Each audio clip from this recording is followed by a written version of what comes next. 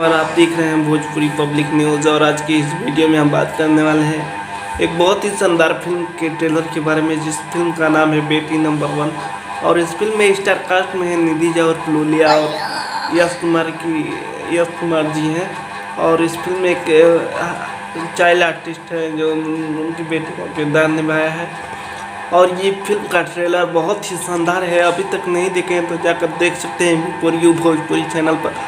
मैं दावा करता हूँ कि भोजपुरी में ऐसा ट्रेलर आज तक कभी नहीं बना है। और एकदम साफ सुथरी फिल्म है, जिस ट्रेलर है, और कहीं भी अश्लीलता नहीं दिखाई गई है। और बहुत ही पारिवारिक और रोमांटिक फिल्म है बेटी नंबर 1 का ट्रेलर। तो आप लोग जाइए और इस फिल्म को देखिए, इस फिल्म के ट्रेलर को देखिए और अपना राय कमेंट में बताइएगा हमको कि आपको ट्रेलर कैसा लगा।